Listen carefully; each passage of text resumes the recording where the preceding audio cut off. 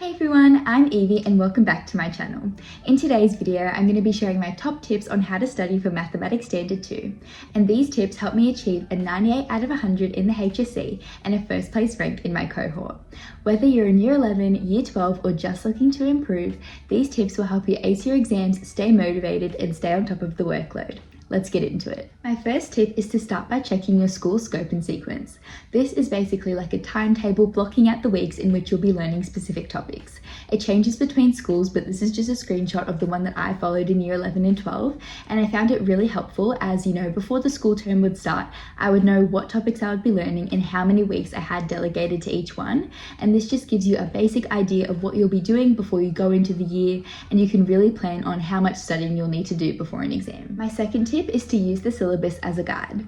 In maths, many people don't use the syllabus because it's not necessarily a content-based subject, but I still found it really helpful to look at from time to time and to use as a checklist for my content. Before the HSC in October, I printed out the whole syllabus for both Year 11 and Year 12 and annotated it and, highlighted parts that I thought, were really important and could really necessarily be tested, and made sure that I knew everything that was in there to make sure that I had all my bases covered. And I just found this a really good exercise to, review all the content without necessarily doing any questions, just to make sure that I had covered everything that I needed to. My third tip is simple but so essential, and that is to do your maths homework right away, every afternoon after every lesson. I know it sounds daunting, but trust me, it helps so much when you do your homework that afternoon before moving on to the next lesson. With maths, you need to make sure you understand the prior content before moving on to the next thing, and if you leave that one topic behind or just come back to it later, it can make the next one so confusing. Next thing you know, you're a couple weeks behind on content and an exam is coming up and you don't know what's going on. So just by doing your homework every afternoon, it really makes sure that you never fall behind and you're always on top of it. My next tip is to create a cheat sheet for each topic once you've completed it. At the end of a topic, once I finished all the textbook exercises and completed all my homework, I'd then make a 1 or 2 page cheat sheet briefly summarizing all the content and making sure I hit all of those syllabus dash points. I just found a couple example ones at the bottom of my desk, but this is one for trigonometry from Year 11 and this is one on the normal distribution from Year 12. These ones were just single-sided, but some topics required a double-sided one, but I found this really helpful as it just gives you a brief overview of the content and it's really helpful to come back to when you have to revise for an exam. And if you're currently in Year 12 and you don't have cheat sheets for Year 11 content, I highly suggest that you do, because the HSC and your trial exams are compromised of Year 11 content as well, and they often test it because they know a lot of people haven't reviewed their Year 11 content. So even just taking some time to make cheat sheets for those are really good ways to review that content, and I still use my cheat sheets from Term 1 Year 11 when revising for my HSC a year later in October, so I definitely suggest doing those.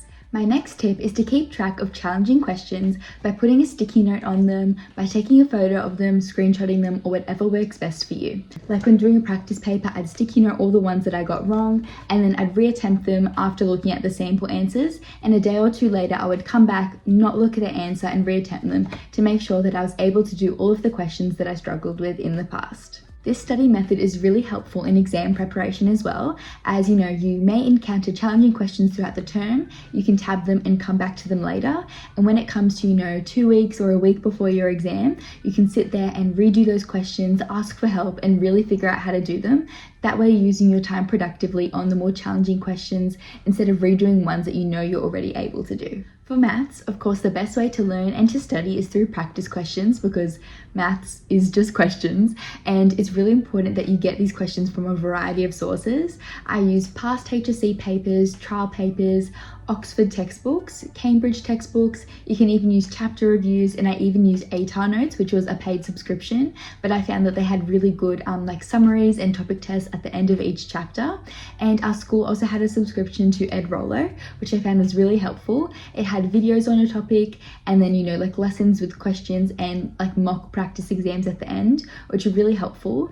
And I find that having a variety of question types is so beneficial, as it really prepares you for any style of question that that an exam may throw at you. Additionally, taking advantage of your school's library is such an underrated tip, and I found this really beneficial for maths.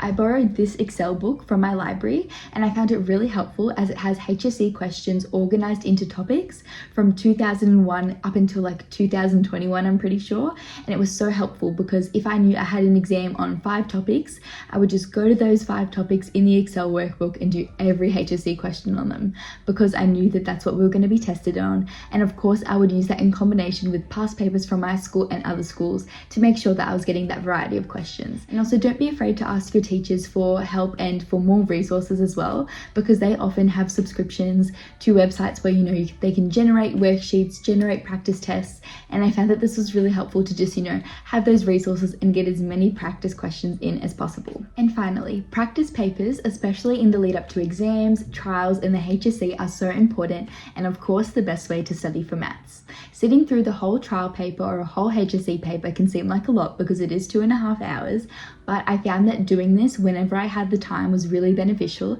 as it mimics exactly what you'll be doing in the exam, and it really just prepares you, because doing maths for almost 3 hours all at once can seem like a lot, but if you train yourself to do that, it really helps and it makes sure that you don't make silly mistakes. I would highly suggest asking your teachers if they have any past copies of past exams from previous years, as you can really get familiar with the style of questions that your school specifically asks. Also, if you're only in just term 1 or term 2 of year 12, it's really helpful to still do these practice papers and just do the questions of the content that you've covered so far, because it really just shows you what a HSC style question could be like, and it also kind of exposes you to what the rest of the year will look like and kind of gives you a general idea of what to expect. And that is it for today's video. Thank you all so much for watching. I really do appreciate it, and I hope you found some value out of the tips that I shared today. If you found this video helpful, feel free to give it a thumbs up and subscribe, and please feel free to comment down below any video suggestions you have or any questions you may have, as I'd be more than happy to answer them. I'm wishing you all the best of luck in year 11, year 12 and beyond, and I'm sending you all the best. Thank you for watching.